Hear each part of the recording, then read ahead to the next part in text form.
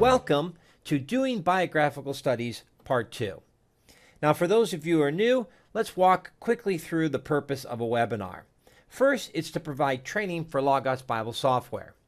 Second, to provide training so you can study the topic for yourself. Third, we're going to provide biblical insights related to the topic and provide a personal book or manual to equip yourself and others. And that's with the purchase of the webinar. At times, the webinar will be very fast-paced. It'll include a lot of information to increase training value. Some items you can follow along, others just sit back and watch. All webinars are recorded and edited for purchase and review. So tonight's topics, currently we're doing the introduction, then we're going to do a brief review, then preparation for biographical studies, biographical study of someone in the Bible, a biographical study of someone outside the Bible, understanding their influence, and we'll talk about devotional and applicational side when you do biographical studies. So let's get started. I'm going to jump over to my personal book. And as you can see, the personal book is quite detailed. All my notes, all the specialized searches, all the collections are included here. So let's get started with a brief review. This is part 2 because we originally did this webinar way back with version 4, and we did an overview of a biographical study for the Apostle Paul. So some of the things we covered in there, we're going to repeat here, but with the newer version of Logos. However, there are some new items in here that are not included in the previous webinar. So think of this as a revision with some additional updates. Now, there's really two types of bibliographies. There's biographical information you're going to find that's within Scripture, and there's biographical information you're going to find outside of Scripture. And we're going to help you do the kind of searches to find all that information. Now, resources that are used for researching biographical information include Bible dictionaries, encyclopedias, biographical dictionaries and encyclopedias, biographies, topical Bibles, surveys, commentaries, Bible studies, and specialized resources. Now, in part 1, we went through quite a list and actually opened up these various resources and so forth. So we're not going to do that per se in this webinar, though we will be looking at a variety of resources. But I at least wanted to give you that list and remind you that in your library, all these books and resources can help you do a biographical study. I provided 2 collections to help you do a biographical study. So here's the first one. Let me go ahead and open that so you can see it. So I'm going to go to the main menu, click Tools, then click Collections. And the first one is biographical resources. So let me get that pulled up, and you can see the results down below. Notice what we're doing. The rule is specifically title, biograph, and it's not the full words, so we get biography and so forth. Then we have a Boolean or, and then a space, subject, biography. Now, where's that coming from? Well, currently, if you look below, I'm in the grid view, and you can get to the detail view or the grid view by clicking here on this icon and choosing Details View. Then with the horizontal scroll bar at the bottom, you can scroll over to the right and you'll see the various column titles, and there is the subjects column. Now the subject column is where I'm getting this information. As you can see, each one has the word biography in it. So this is a great way to find resources related to the subject biography. And then the last one is or subject names. It turns out there are some resources with names in the subject area that are related to biographical studies. So that's why all 3 are here, and that'll generate a list of resources in your library related to these biographical resources. So that's our first one. Let me go to the second collection, which is a little bit different. It's biographical and historical research. Now this is very similar to the previous rule, but a little bit different. We're still doing title biograph, and you can include the star or not. Then you have title, Christian history. This brings in all those historical magazines and books that have information on various individuals. Then we have subject biography.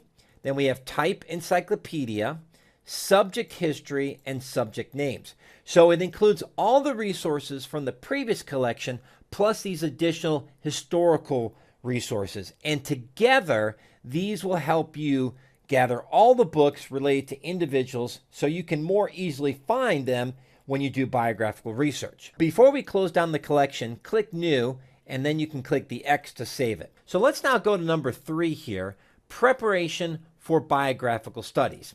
Now, this is really important. When you embark on a study like this, you're going to come across a lot of information. In doing so, you need a way to store that so you can come back and review your research. The two tools that are most helpful for this is the clippings document and the notes document. You could certainly throw a word in there as well. So let's create each one of these, and we're going to do a biographical study on Abraham.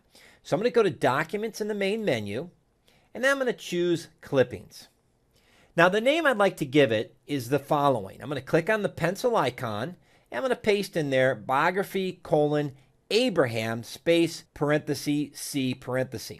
Now, the reason I've done this is biography is what we're doing, Abraham is the individual, and I like to put in a parentheses the name of the document, in this case, C for clippings. Okay, our clippings document has been created. Now, let's create our second document, the notes document. So we're going to go to Documents, and we're going to go to Notes. Now, once again, we're going to give it a very similar name. The only difference will be that letter at the end. So let's click the pencil icon, paste that information in there from the personal book, and now we are good to go. So there it is, Biography, Abraham, Notes. Now, if you want to do a Word document, I have created a special document. You have the link there in the downloads, and this will allow you to create a personal book. So let me open up that special document, and here it is. It's been specially formatted like a sermon, so it's got some additional features here, so it can actually improve your ability to find it in various reports, but it's also just a helpful layout. So we have part one, which is Abraham biography. Now I'm going to go ahead and open up the whole navigation pane so you can see this in full. So here's Abraham. That's who we're doing the biography on. Then we have his name, and in the case of Abraham, he has two names, Abram and Abraham. And we have a section there where we can put in the meaning of the name. So this template is designed to help you stay organized as you begin to research this individual. We have the birth, death, and location. So there you can put in his birth, death, and location. Then we can note any significant family relationships, any significant events, any significant activities, significant works and writings. Now you're going to come across some interesting research that's going to be part of their general background. So if it's an Old Testament individual that you're doing a biographical study, we've got an OT section here, and NT for a New Testament individual like Paul. Then I like to put in this information, example to follow. How is this individual living in a Christ-like way? How are they demonstrating faith in a positive way? That's what you want to put in here. And then examples to reject. So let's say you're doing a biographical study on Judas. Well, he's an example of not to follow. He is someone we want to reject. So we make some notes there. If it's an individual who came later, they might be part of a denomination or a religious organization, have some kind of affiliation. So that's what this section's for. In some cases, especially the Old Testament prophets, they may have conversations with God. We want to note those conversations. And then as you study an individual, especially someone in the Bible, there may be key passages related to them. You want to put those here. And then also key doctrines. Maybe they contribute to our understanding of a specific doctrine. This might be someone in the Bible or even someone outside the Bible. This is a wonderful place to put it. And then if you come across any significant maps and charts, you can put it there. If there's any archaeological information confirming who they are, this would be a great place to put it. And then lastly, in your research, you may come across some really good books that talk about this particular individual. You want to make note of them here in this section. Now, once you're all done putting all your notes in here, then what I recommend you do is save this document and then turn it into a personal book. Now, I've already done this, but I'll show you what to do. So we go to Tools and we go to Personal Books. Now, I've already got this opened up, so let me go ahead and get to my template. So here's my template. I don't have a cover on it. I've kept this really simple. Book template, biography. I added the document by clicking Add File, and I built the book. Now let me go ahead and open up that book so you can see it firsthand. So here it is, Book Template Biography.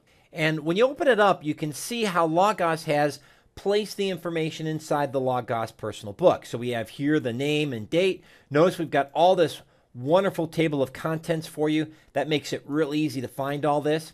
And because we use this special format, you'll notice that the index noted some of that information that we put at the top in that little grid. So here's the date, the topic, the passage, etc. So when you run the Logos Bible software, this will link to it and help you find this information at times. So that's a useful way to use the book template.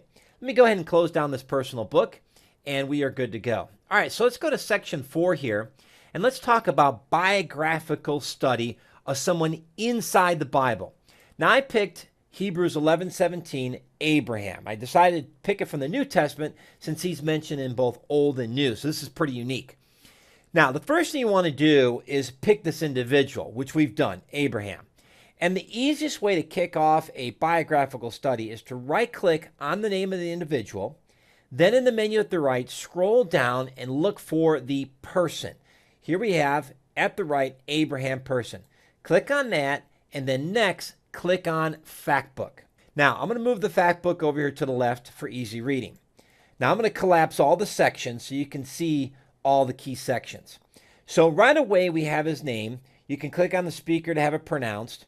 And then below, we've got all the different sections of information related to our individual. So that's the first step in the biographical study. Now, let's go to step 2, gathering key information for our individual. Now, when you do a study like this, it is important to be aware of all the names associated with a person. But Logos makes this a little bit easier for you. So watch this. I'm going to type in Abram, and notice that we do still see Abraham in the list. But notice we do get some other events related to him. So sometimes a name change can make a big difference. But I'm going to click here on Abraham. Now, there's a lot of information at the left. So let's walk through where we can find all this specific information. So the first item we're looking for is the meaning of their name. And you can find this in the fact book referred to as. With this list, you can see the other ways in which Abraham is referred. Now, this isn't like a different name change like Abram to Abraham, but it is the different ways that people in the Bible refer to this individual. And that can give you insights into that individual's role or what they're involved in. And if you click on these, I'll just click on the first one, Abraham, then you get all the passages. So this can help you understand how the individual is named and referred to in the scriptures. Also, there's a wonderful resource by Smith and Judson Cornwell. It's the Exhaustive Dictionary of Bible Names. Here is where you can find out what a name actually means. So here we have Abraham, means father of a multitude, father of a great multitude, father of mercy, a father of nations. But Abram was a high father, father of height, the exalted father, high and lofty thinker, high or honored father. So a little bit different in the name change because you go from a single father to a father of a multitude. That is a big deal in the name change. This particular resource can be very helpful in identifying who Abraham is and what his name actually means. Okay, the next section is birth and death and location. The best place to find this information is in the dictionary. So I'm going to go back to the fact book. I'm going to click on the triangle next to dictionaries, and we'll just open up our first one. Here we have the Holman Illustrated Bible Dictionary. Now, in the case of Abraham, we have 3 entries: Abraham, Abraham's bosom, and Abram. Let's go to the Abram first. So we click on that link. I'm going to drag that back over here to the left, and we get a very basic definition. Personal name, here we have another insight. Father is exalted. The name of Abraham, father of a multitude. And we actually have the cross-reference. Then it gives us a link to Abraham, so we'll click on that link. Now we have some additional information of who Abraham is and so forth. In the case of Abraham, you get some interesting date ranges because we don't have the archaeological evidence that can get at a very specific date. But let's go ahead and just read real quickly. Personal name meaning father of a multitude, the first Hebrew patriarch. He became known as the prime example of faith. He was the son of Terah, a descendant of Noah's son, Shem. His childhood was spent in Ur of Chaldees, a prominent Sumerian city. He was known at the beginning as Abraham, but this was changed subsequently. So there's the verse we got the name change. Now there's a picture of a Herodian structure built over the cave of Machpelah, Abraham's burial place of Sarah. Here we have some maps of Abraham's migration. Here we have him in Canaan. Here's a well at modern Beersheba, thought by some to be Abraham's well. Now, as you go through here, we can learn a lot about Abraham, his wife, and so forth. Notice that it didn't mention any particular dates. That's okay. That's going to happen sometimes depending on the dictionary, whether they have the information or not. But we do have that he lived 175 years. So that's something we definitely want to put in our notes. Now, let's go forward and take a look at the timeline. So I'm going to go to Tools, and I'm going to go to Timeline. Now, what you can do is go up to the filter at the top right and type in Abraham and press Enter. Now, when you do that, you'll see some number 36. Now, if you don't see any information, that's okay. What you want to do is go up to the main menu, click Fit, and click on Show All Matching Events. Now we're starting to get some dates and events related to Abraham. Notice that we have 1925 BC, Abraham calls God. That's the late date. We also have an earlier date. God tells Abraham to sacrifice Isaac in early 2050 BC. So we've got quite a range. Here's one range of the life of Abraham, 2166 to 1997.